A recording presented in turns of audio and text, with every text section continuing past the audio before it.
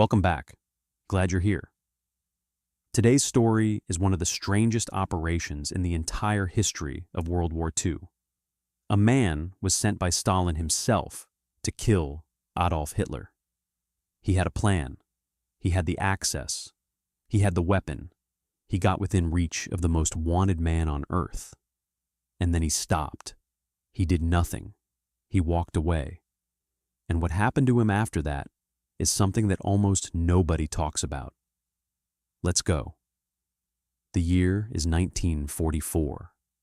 The war is turning. The Germans are being pushed back on every front.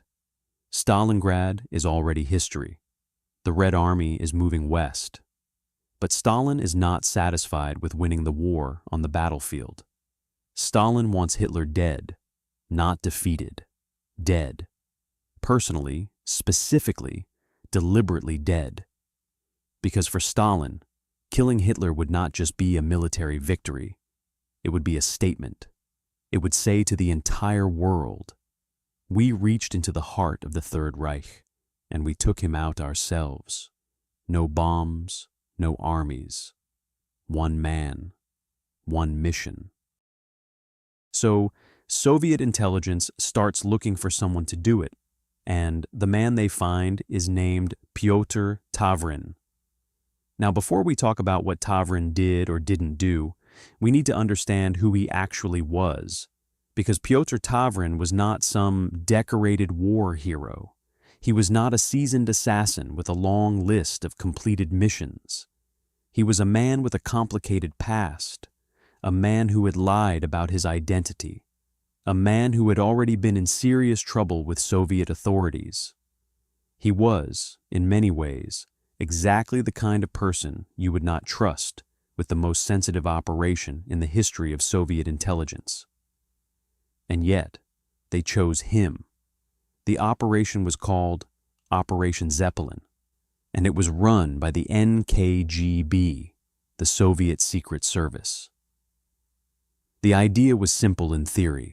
They would train Tavrin, give him false documents, a cover story, a uniform, and a weapon. They would drop him behind German lines. He would work his way to Hitler, and he would kill him. Simple in theory. Almost impossible in practice. Let's talk about the weapon, because this is where the story gets genuinely strange. Soviet engineers had developed something called a Panzerknacker. It was a single-shot rocket launcher, small enough to be worn under a coat on a special harness. You could walk into a room, you could shake someone's hand, and underneath your coat was a weapon capable of destroying an armored vehicle. Tavrin was trained to use it. He practiced. He got good at it. The plan was that, when he got close enough to Hitler, he would fire the Panzerknacker, and that would be the end of Adolf Hitler. Think about that for a second.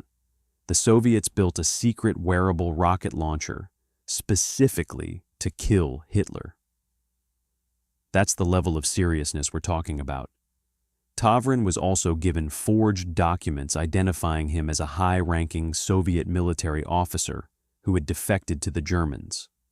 His cover story was detailed and carefully constructed. He had a female radio operator with him, a woman named Shilova, who was his partner for the mission. She would handle communication with Moscow. Together, they were supposed to infiltrate Nazi-occupied territory, establish contacts, move toward the German High Command, and eventually get within striking distance of Hitler. The training took months. The preparation was extensive, and by September 1944, they were ready. On the night of September 5th, 1944, a Soviet aircraft flew low over occupied territory. Tavrin and Shilova jumped. They had a motorcycle with a sidecar, equipment, weapons, documents, money, and everything they needed to start a new life as German collaborators. The operation was live. Here's where things go wrong immediately. Within hours of landing, they were stopped at a checkpoint. the German military police checked their documents. Something didn't feel right to the German officer on duty. Maybe it was the documents. Maybe it was the way Tavrin answered a question. Maybe it was just instinct. But the Germans arrested them on the spot. Tavrin and Shilova were taken in for questioning. Now here's the part that historians still argue about, because what happened next is not entirely clear. What we know is this. Tavrin talked. He told the Germans who he was. He told them about the operation. He told them about the weapon under his coat. He told them about the plan to kill Hitler. Was this a betrayal? Was this a man who broke under pressure? Or was this something else entirely?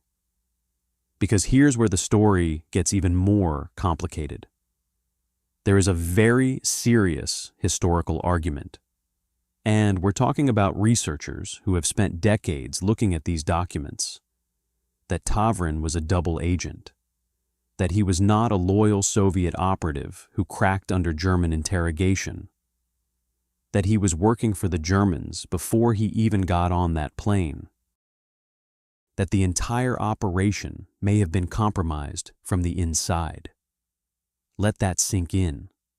The Soviets may have sent a man to kill Hitler who was already planning to betray them the moment he landed. The Germans interrogated Tavrin at length. They were fascinated by the Panzerknacker. They were fascinated by the details of Soviet intelligence operations. And rather than executing him immediately, they decided to use him. They turned him. They made him part of their own intelligence operation. Tavrin began transmitting fake messages back to Moscow, messages controlled by German intelligence, designed to deceive the Soviets about what was happening on the ground. This was a technique both sides used throughout the war. You catch an enemy agent, you turn them, and then you use their communication channel to feed false information to the other side. The Germans were very good at it. The Soviets were also very good at it. And in this case, the Germans managed to run Tavrin as a double agent for a significant period of time. Meanwhile, back in Moscow, what did Stalin know? This is the question that nobody can fully answer, because Soviet intelligence at the time was sophisticated enough that they may have suspected something was wrong with Tavrin's transmissions. There are signals that Moscow understood, at least partially, that the mission had been compromised. But the exact knowledge, who knew what and when, that is still buried in archives that haven't been fully opened.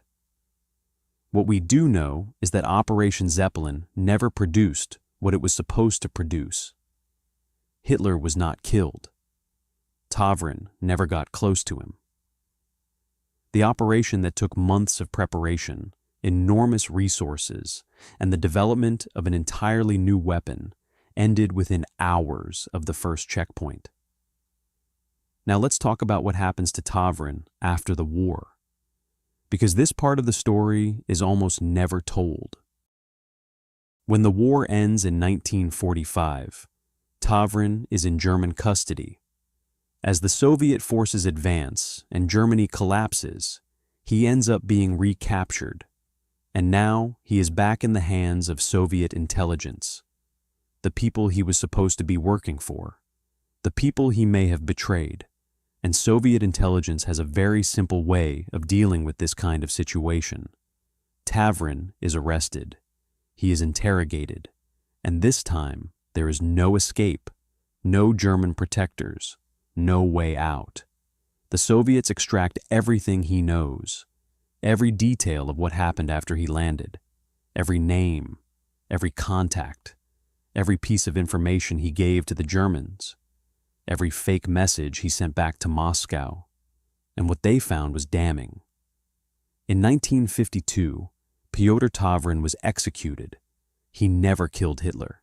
He never completed the mission. He landed in German territory, got caught almost immediately, and spent the rest of the war either as a prisoner or as a tool of German intelligence.